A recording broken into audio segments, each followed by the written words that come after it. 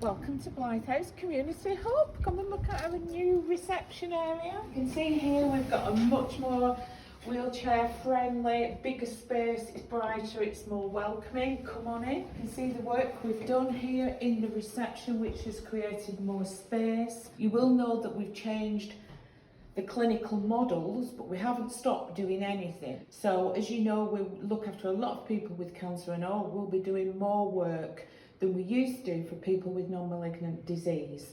That will be structured by using all the elements that you're used to from Blythe, like complementary therapy, counselling for adults and children, specialist nurses. All the clinics will be running. The Living Well concept is still in there, of course it is, it's still important, but they'll take place in a hub of professionals that are so excited to get going with the new programmes of care, the new education.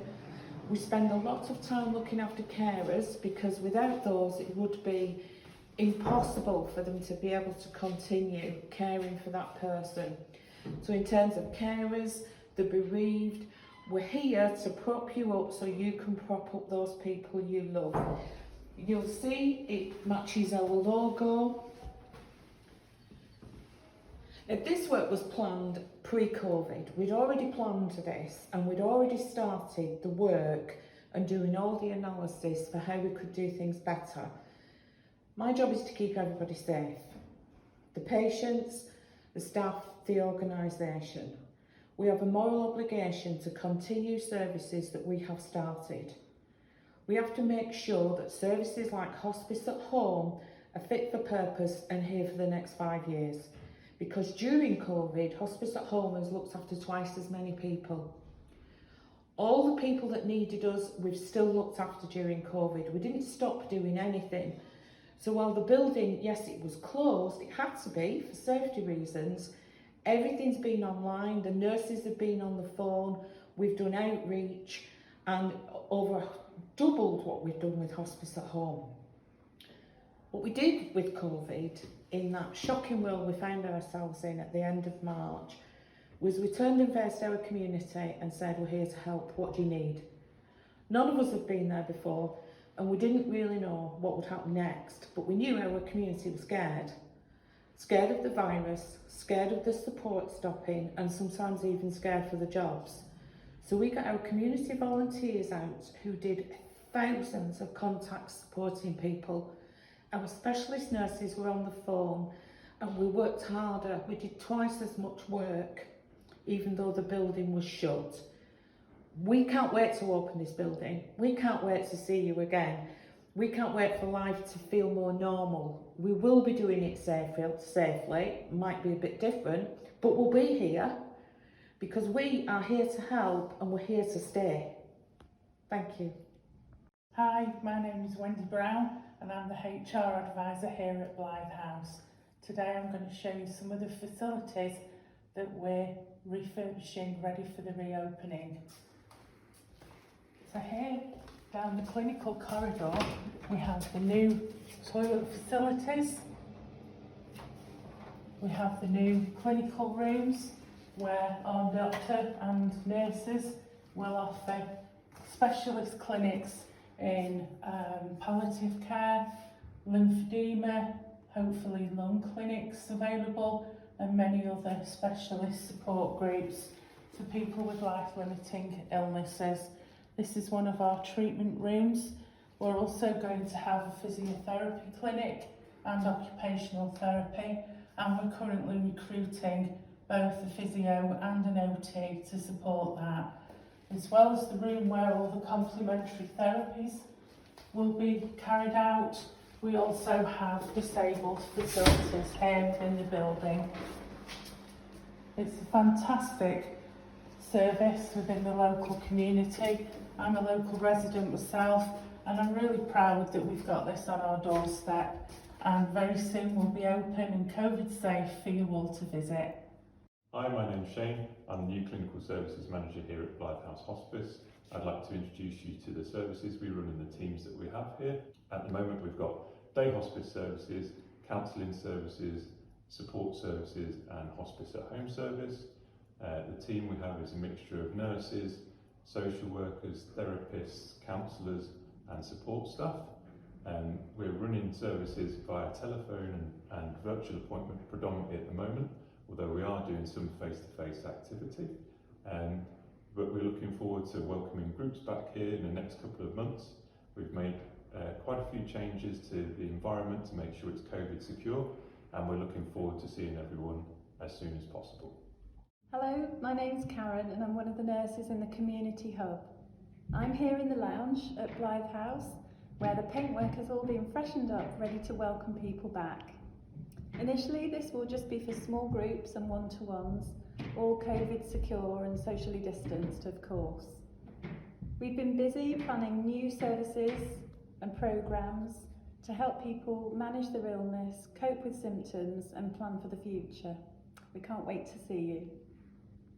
Hi, I'm Louise Bernston. I'm the Community Engagement Lead.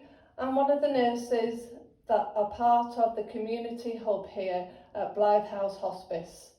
Over the past few months, we've been supporting patients and carers through phone calls and regular Zoom groups.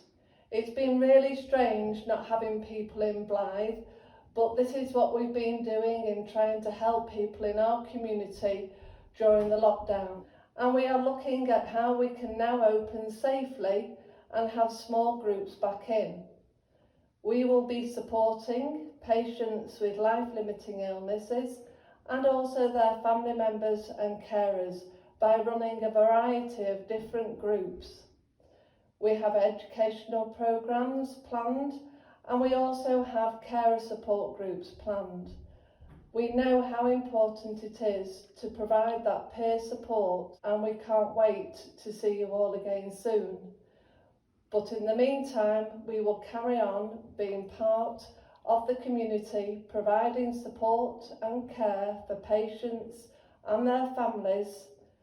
But please do get in contact if you need any support or advice or information in the meantime. Look forward to hearing from you. Thank you. Hello, I'm Vicky and I look after the community volunteer programme here at Blythe House. I have the privilege of working with some wonderful volunteers who we trained actually a couple of years ago to support patients and families in their own homes. So the thought was at that time that we could provide that extra layer of support into the home and just support our hospice at home team. So the pilot project did support that hospice at home team, but since then we've expanded, and basically everybody that accesses services here at Blythe House has the opportunity to get some support from our volunteer team. So it's been amazing to watch the talents that have come in our door and to put those to good use in the community. So they've been doing all sorts of practical support, emotional support, walking dogs, going shopping, or just sitting with somebody that they've taken home from service here and just kept them company while their carer takes a bit of a break. At the 2-year mark, we were awarded with a Service Team of the Year award through our initial funder, which was Macmillan, and we haven't had a chance to celebrate because at that point, pandemic hit. And one of the things that I'm really proud about working for a charity such as Blythe House is when something like this hits, which is so unique, we don't go into what we can't do, we go into what can we do. And we launched straight away into our Here to Help campaign. So not only were we looking after the patients and family members that were already connected with Blythe House, but we opened up our support to the community at large. We feel we're in the community for our community, and this isn't the time to say, what are you, who are you, what needs do you need? It's just, how can we support you? We actually had all these volunteers providing support, and none of the requests that came in were we not able to meet. They were all covered. So we ran the phone line 7 days a week. We're now at the point wherein we're in second lockdown. We were just hoping to expand these services out into the Derbyshire Dales, but we weren't able to do the training programme, but we still have a team ready to go. And I think the lovely thing again with Blythe House is all the support services were in place throughout the pandemic. They remain in place now as we go through the second phase. So all our clinical services, even though we're delivering them in a different way, it's either via Zoom, phone call, other ways of connecting, we are still available here for our community. We would love you to come and volunteer here. We'd love you to come and even just view the new building. It's just lovely. And just watch what we're doing as we stride into 2021. Hi, my name's Jude Webster and I'm one of the Hospice at Home managers here at Blythe House.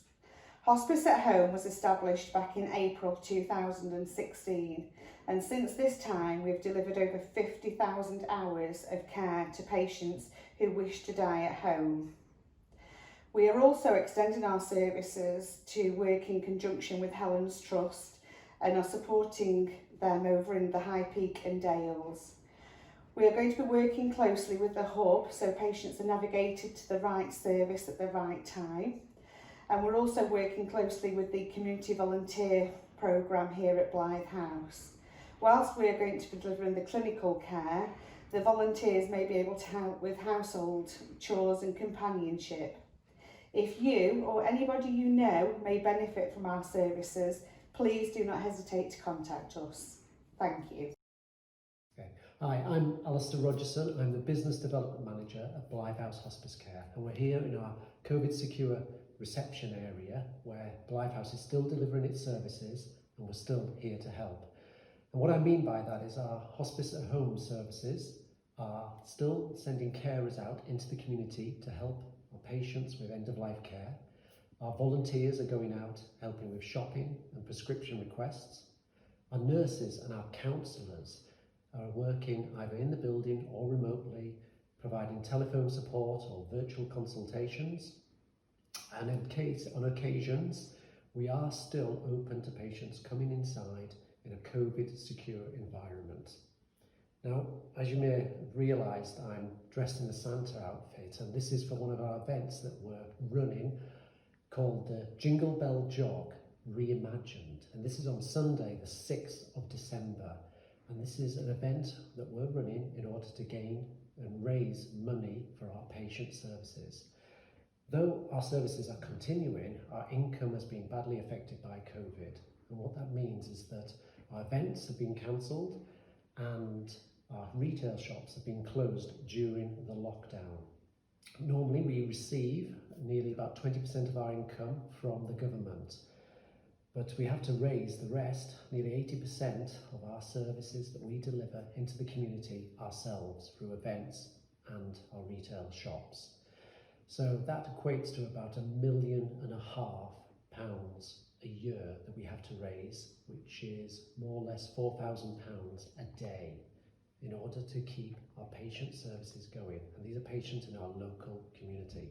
So the Jingle Bell Jog Reimagined will take place on the 6th of December. It's a 5k run which you and your family can take part in a COVID secure environment, and it will raise money for patients who have got life-limited illnesses. These are items such as cancer, which is breast cancer, bowel cancer, prostate cancer, for example, respiratory complaints, kidney diseases, heart failure, Parkinson's, motor neuron disease, dementia. And it's not just the patient itself, it's the whole family unit that we look after. So if you could register for the Jingle Bell Jog, you will help provide income that lets these services continue. And there's a website that you can go on, which is www.jinglebeljog.org.uk. That's www.jinglebeljog.org.uk. And hopefully we can celebrate the spirit of Christmas, be healthy and have some fun and raise money for our patient services. Thank you, and have the best Christmas that you can.